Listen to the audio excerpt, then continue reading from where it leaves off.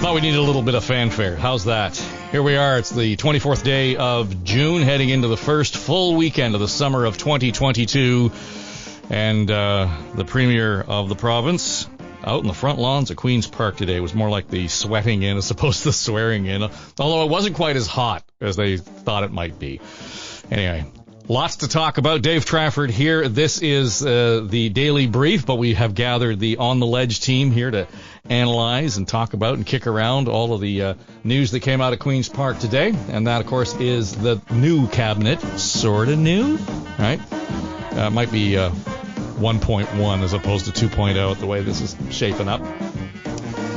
John Wright, Keith Leslie, and Sabrina and Angie here for the fun and games here in the podcast this Friday. All right, so let's start. We got about, by my count, is it 30 new members of cabinet now, Sabrina? That's not new members, but 30 members in the new cabinet? Yeah, 30 up from 28. Some new faces. I think, probably the big one is Sylvia Jones, who's not exactly new, but she's on a new file, taking over from Christine Elliott as Health Minister and Deputy Premier. And then we've got basically the same crew on some of the biggest files, Transportation Minister Caroline Mulrooney, Finance Minister Peter Bethlen-Falvey, a lot of familiar faces and some rookies too. I think, in particular, some regional nods, George Peary from Timmins and Neil Lumsden from Hamilton, previously NDP territory. So lots to unpack here, but it kind of feels like we didn't want to rock the boat on this. Bit of a boring sweating in, we'll call it, kind of like the campaign itself. Well, you know what? The dogs are excited about it. I could hear them barking in the background. Yeah, that's the neighbors there. We'll take that. Listen, though, one of the things that surprised me, two things. I think, Sabrina, to you, because earlier, just I guess about a week ago, when we were starting to talk about or made the announcement that this is when we were going to have the cabinet announcement. And I think as a footnote in one of yours, you had suggested that Lisa MacLeod would be on the outs, and you were hearing that Michael Tobolo might not make the front bench again, which surprised me. I mean, considering the guy's been the Dragon Slayer twice in a row, pretty much put the Tory boot on the throat of the Liberals. I mean, he's back, but that to me would have been a strange decision to make. Yeah, I mean, I guess, we were right about Lisa MacLeod, who actually just announced that she was taking some time off just to deal with mental health issues, work on her health, that sort of thing. So maybe not so surprising, but she was also kind of on the bad list too. She had some negative headlines most recently for, using taxpayer-funded riding association money, to kind of supplement her own ministerial salary. Not a good look, especially if you're, Doug Ford.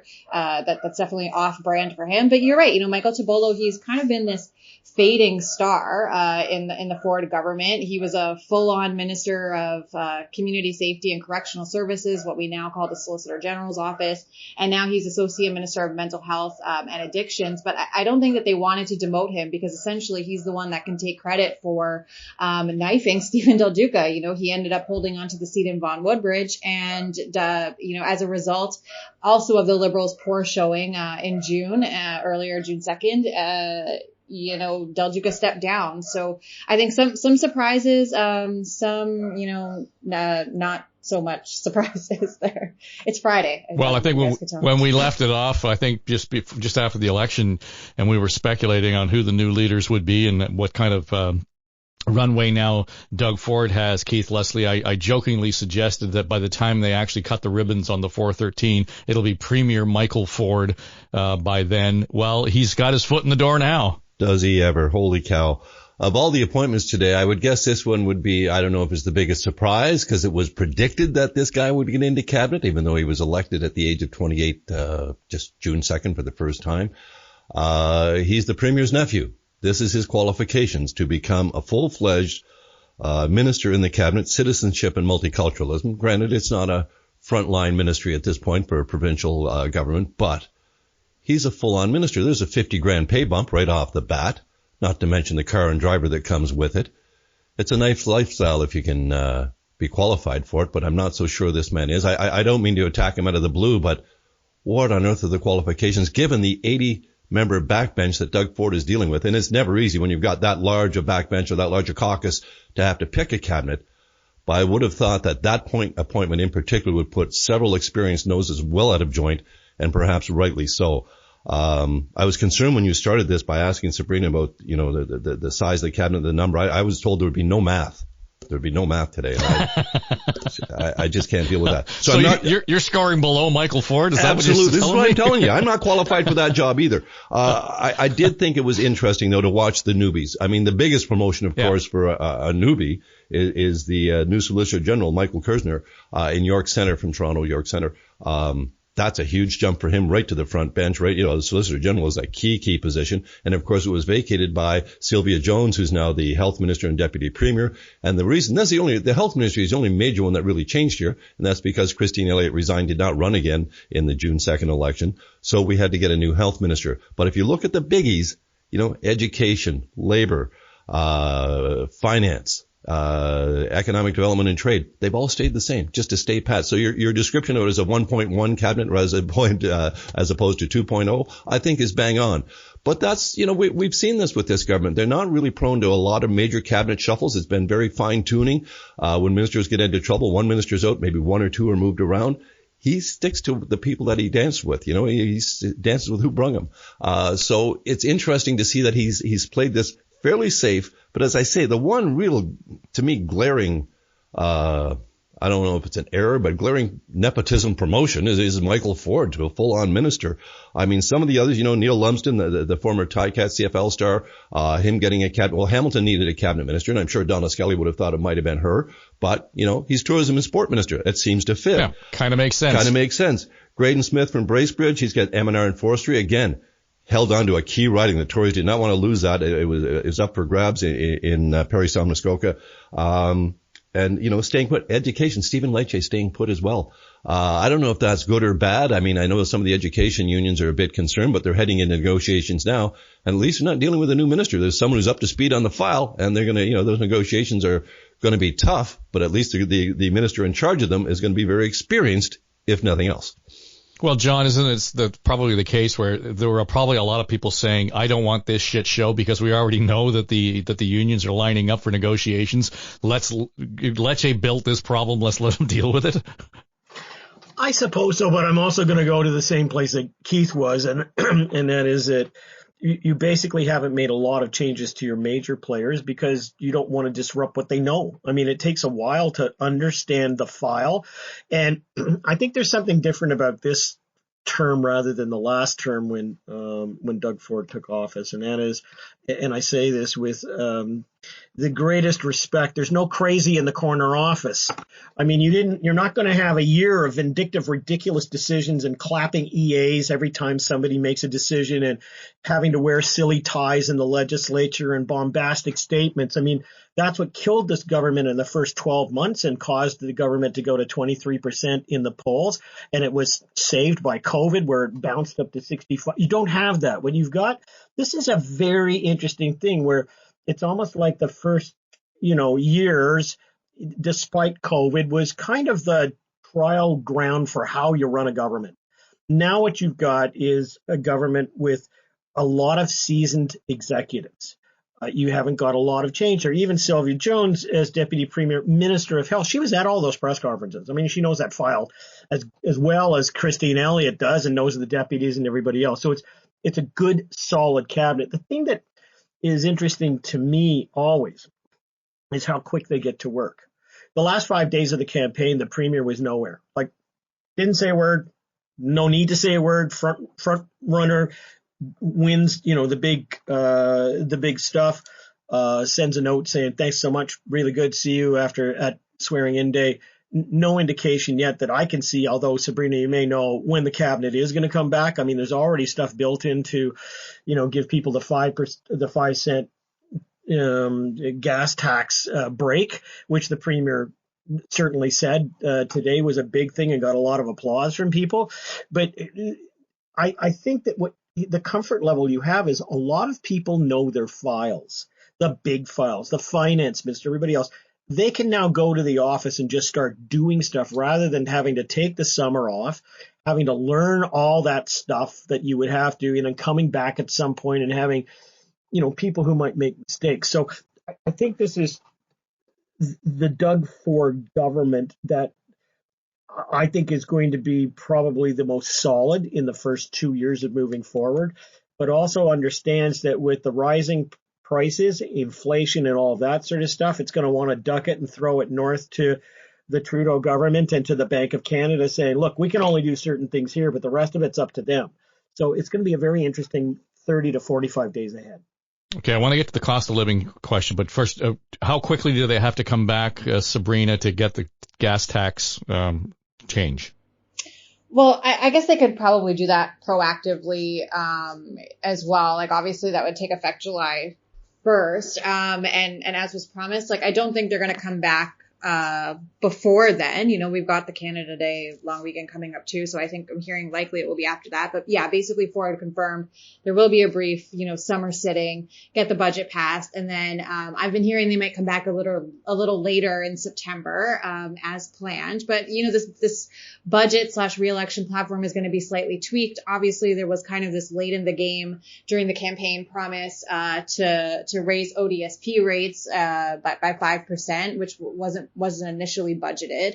And I just kind of wanted to add one thing because I just got off the phone with a PC insider, and I won't name names, but I guess the spin on the whole Michael Ford thing, which I was kind of pressing them about, obviously the criticism is going to be that this is nepotism. He's super young, and not to, discount his, history in politics, at the local level. But the message, and I guess the spin maybe from the Tories, is that having a Ford, someone with the Ford name on multiculturalism, and that file, they wanted to send a clear message to ethnic communities that, we want to bring you into our tent. And I think that was a big part of, Doug Ford's resounding majority, is that they kind of did all this outreach to, groups that might not have necessarily have voted for them in the past. I'm thinking Labor as well. And obviously we know Monty McNaughton stayed on that file. So that's just a bit of gossip. Well, come on. You reach out to multicultural communities by appointing a multicultural community representative as the minister.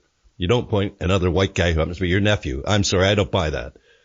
It was for sure it's spin. And you can kind of see even just the makeup of the cabinet too, right?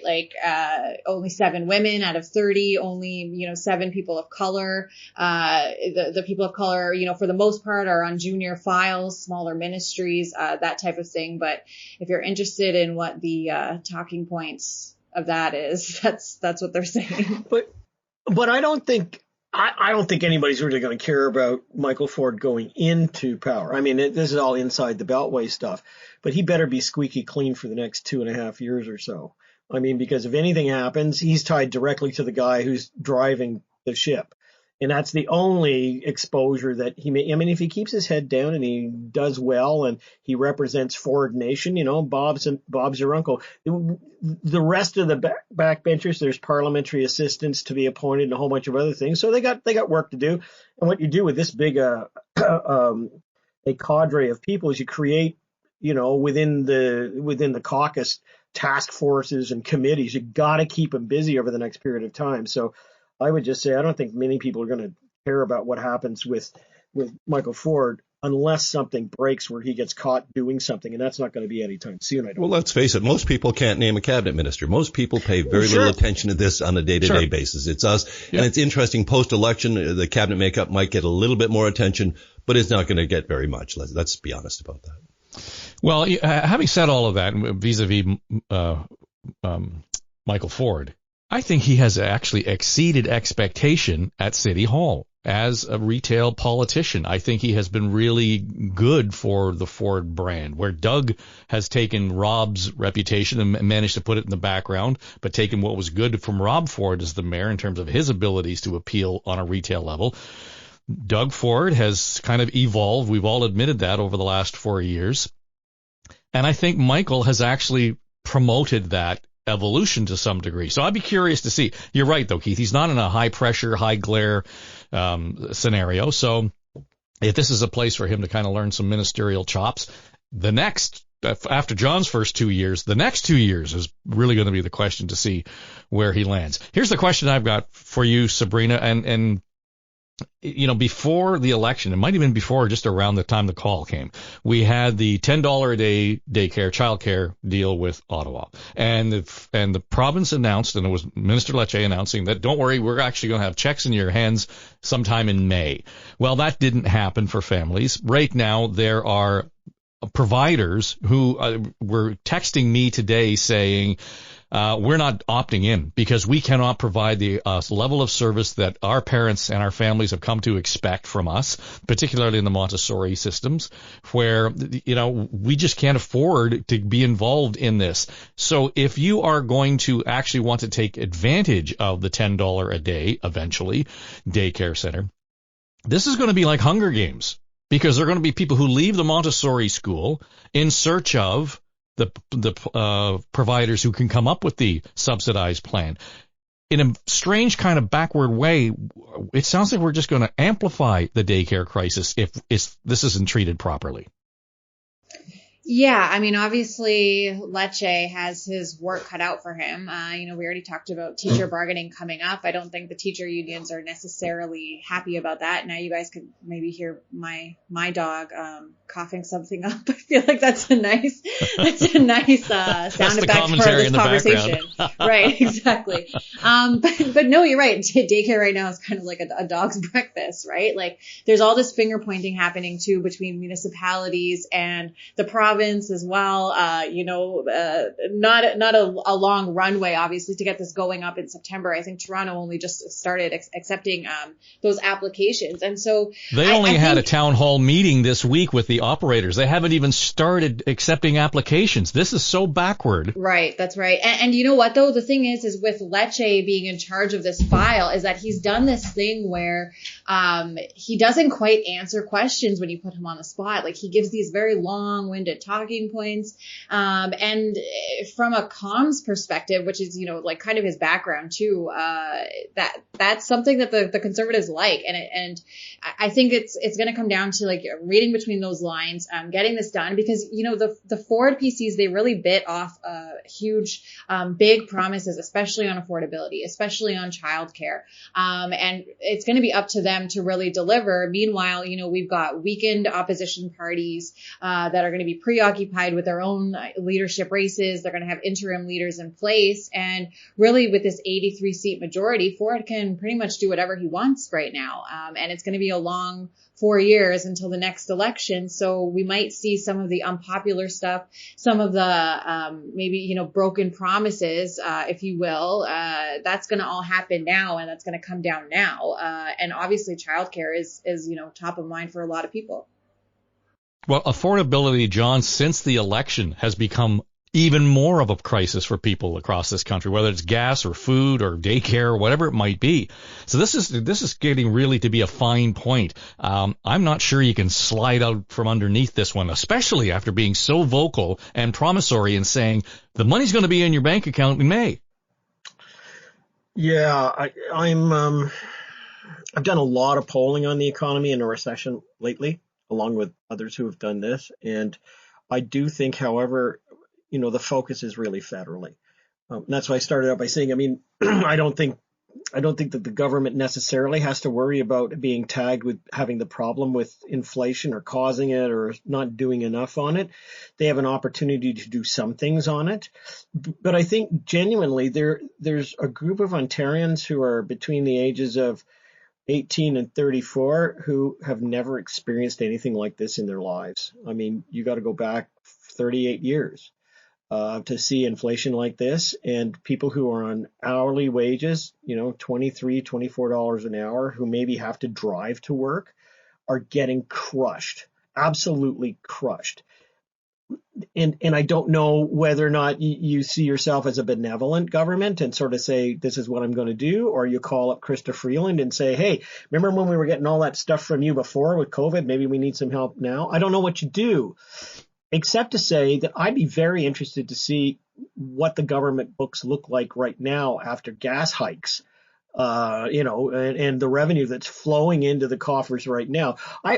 It's funny. I said to my daughter yesterday, we pulled into my brother gave us a 2006 Ford Focus. Okay, folks, remember those? Stick shift. And it was supposed to be meant for the kids to go to university with, but I ended up with it because they would never be seen with it.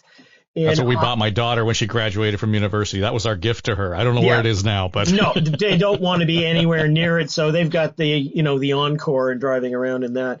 But I got it a few months ago and I filled it up and it was like $69 to fill the tank up. And yesterday it was $80. And I was standing at the Shell station, and as I was just about finished, this guy with a Range Rover beside on the other side, as he passed me, he said, "That's a record," and so you've got two interesting. You've got an image there. You got a Ford Focus 2006 that's trying to make as much mileage as possible, and the low income guy, I'm not, but there you go, versus the Range Rover who probably put in $140 to fill his tank. But then you've got revenue that's coming out of that going into the coffer. So I'd be very interested to see how benevolent this government wants to play. You want to help 18 to 34s? Why don't you forgive their student debt?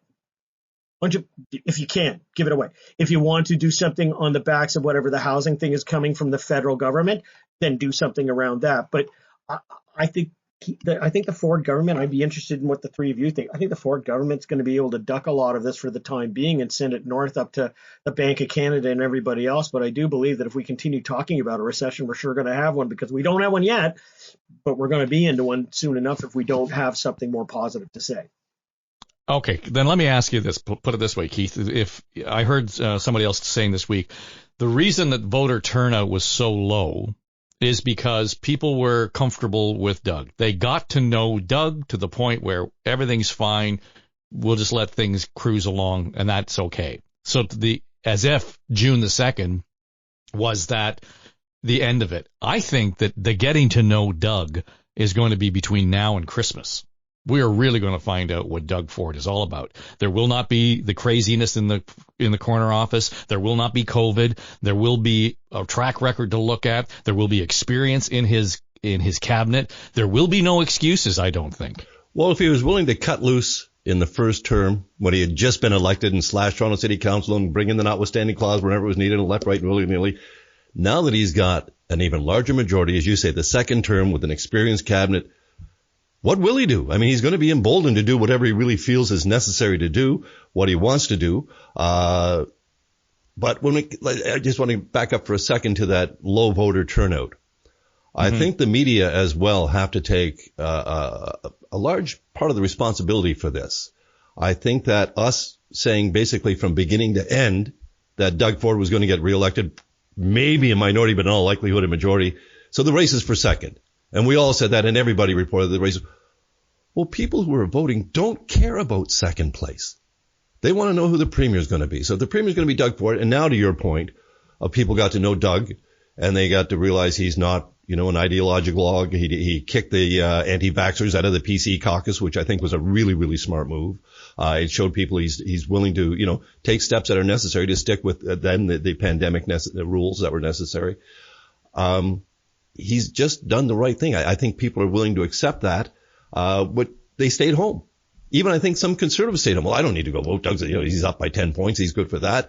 And liberals and New Democrats are people who weren't decided between them. They just saw them basically fighting each other a lot more than fighting Ford in particular. They were fighting for second place, as it were. So I think that all of that helped depress that vote and help keep it down. I know that, the Premier's office and the PC party headquarters, they wanted a low voter turnout, and they calculated a campaign. John mentioned, the Premier wasn't anywhere to be seen in the last 5 days. That all worked to help depress that vote as well. But I do think the media have to take some responsibility for that as well.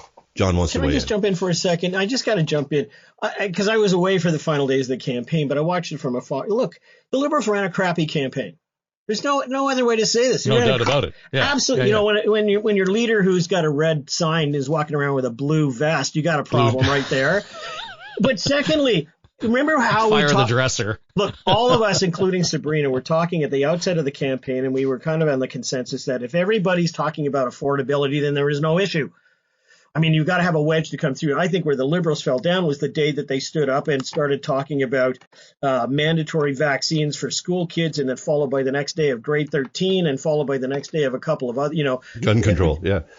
Well, yeah, there was about 4 days there where people kind of went, what is this all about? And said, I'm out of here. Look, and there's always this proportional representation nonsense that goes on at the end of it. We've had a referendum. We had a referendum in British Columbia, where you'd expect to get it, and you didn't get it. So that's over with. Look, the Liberals could have, I think, because we talked about this, could have represented the very people who are getting crushed by this inflation right now.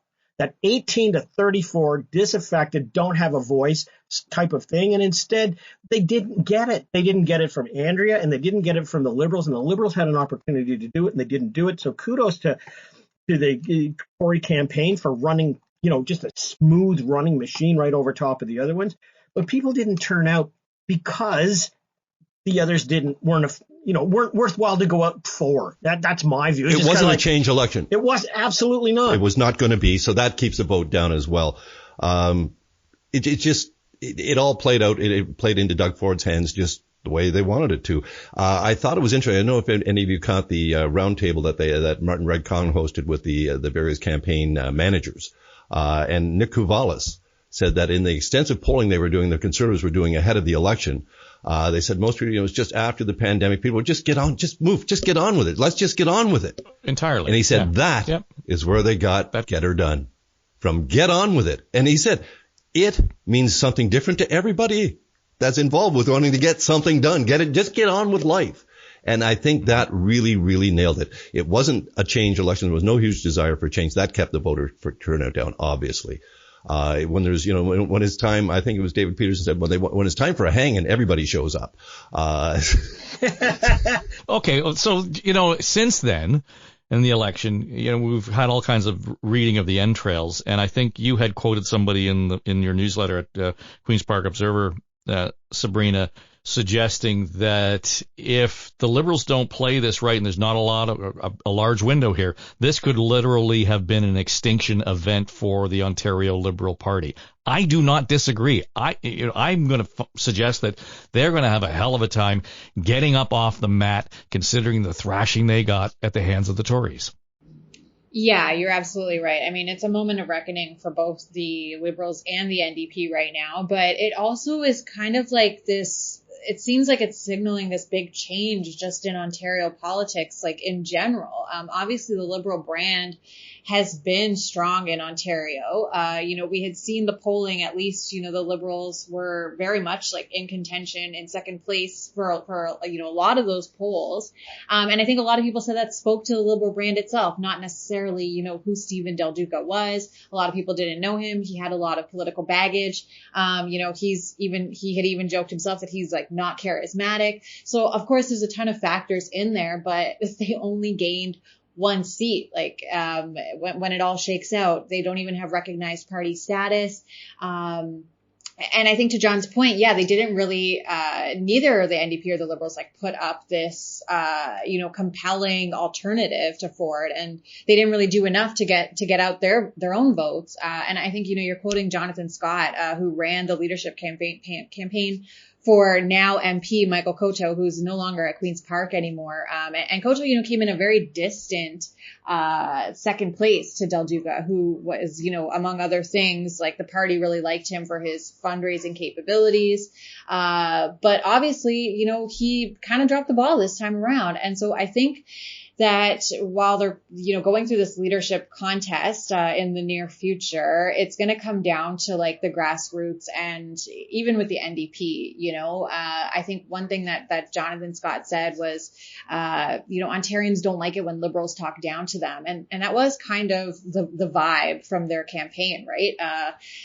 The choice is yours. And that was their campaign slogan. And it's kind of like talking down to voters, like the choice is yours or else, and so I think, that they're going to have to really look at things, because the NDP, they might have lost 9 seats, but they still formed official opposition there. And so, that should be a real wake up call to the Liberal Party.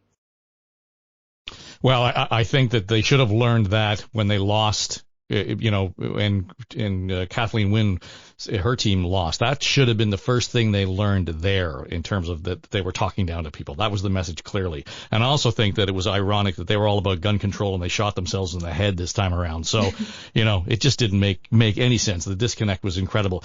So what is the status of Queen's Park Observer over the summer while the House is taking its rest? We're still going at it. There's, lots of gossip. We had the cabinet sworn in today. I think we're going to get parliamentary assistants. Those are kind of like, the ministers, second in command. I think those are going to be signed off. Ford's going to do that at some point today. We've got the budget coming up. So there's still, stuff happening around Queen's Park. It's, no rest for Ontario politics. There you go. All right. I would suggest to those of you who want to stay up to date, sign up for Sabrina's newsletter. It's the Queen's Park Observer. Keith Leslie is here. John Wright. I'm Dave Trafford. This is the Daily Brief with the On the Ledge panel. It's a Story Studio Network production.